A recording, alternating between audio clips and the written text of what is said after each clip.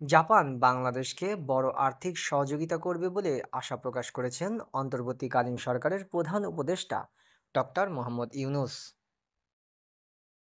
বুধবার সন্ধ্যায় রাজধানীর ফরেন সার্ভিস একাডেমির মাল্টিপারপাস হল দোয়েলে আয়োজিত এক ব্রিফিংয়ে একথা জানান অন্তর্বর্তীকালীন সরকারের প্রধান উপদেষ্টা ডক্টর মোহাম্মদ ইউনূসের প্রেস সচিব হিসেবে শফিকুল আলম। এর আগে দুপুরে রাষ্ট্রীয় অতিথি যমুনায় বাংলাদেশ নিযুক্ত জাপানি রাষ্ট্রদূত ইওয়ামা কিমিনোরির সঙ্গে সাক্ষাৎ করেন তিনি। জাপানি রাষ্ট্রদূত বলেন, ডক্টর ইউনূস যেসব চ্যালেঞ্জের মুখোমুখি হয়েছেন তা জাপানের দ্বিতীয় বিশ্বযুদ্ধের পরে যে রিকনস্ট্রাকশন হয়েছে সেটির সমতুল্য। অধ্যাপক ইউনূসের নেতৃত্বে বাংলাদেশ আবার পুনর্গঠন হবে তিনটি বিষয়ের উপর ভিত্তি করে বাংলাদেশের সঙ্গে জাপানের সম্পর্ক, তার মধ্যে অন্যতম হচ্ছে অর্থনীতি। বাংলাদেশের সঙ্গে জাপানের অর্থনীতির ভিত্তি আরও শক্তিশালী হবে, শান্তি ও স্থিতিশীলতা অব্যাহত থাকবে। এছাড়া বাংলাদেশের মানুষের সঙ্গে জাপানের মানুষের যে সম্পর্ক সেটি আরও মজবুত হবে। অধ্যাপক ডক্টর মোহাম্মদ ইউনূস বলেন, বাংলাদেশকে রিকনড্রা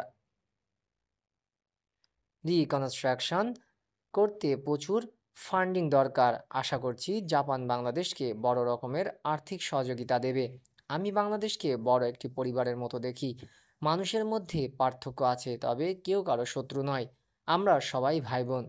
রোহিঙ্গা প্রসঙ্গে ডক্টর ইউনূস বলেন, অন্তর্বর্তীকালীন সরকার দেখতে চাচ্ছে ইনোভেটিভ কিছু আইডিয়া এবং রিয়েলিস্টিক রোহিঙ্গা ক্যাম্পে ব্যবহার করতে, যাতে করে তাদের জীবন সহজ হয়। কিন্তু তাদের বিষয়ে মূল সমাধান হচ্ছে তাদের ফেরত পাঠানো, যেহেতু তাদের ওখানে এখনও অস্থিরতা চলছে। তাই জাপানের কাছে আশা করছি তাদের সাহায্য অব্যাহত থাকবে।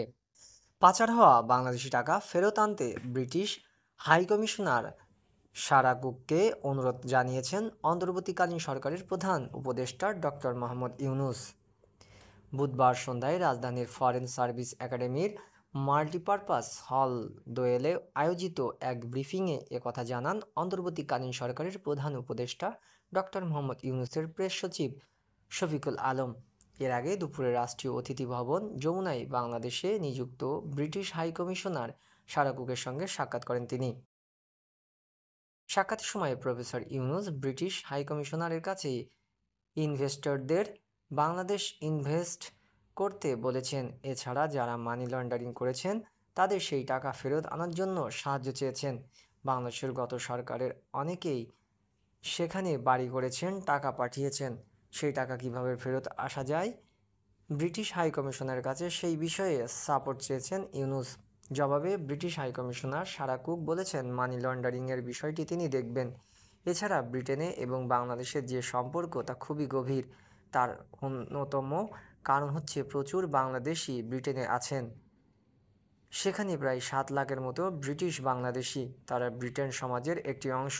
পরে ডক্টর ইউনূস আরও বলেন যে চ্যালেঞ্জটি নিয়েছি সেখানে ফেল করার কোনো সুযোগ নেই। কিছুদিনের মধ্যে ন্যাশনাল সিকিউরিটি অ্যাডভাইজার অ্যাপয়েন্টমেন্ট করা হবে।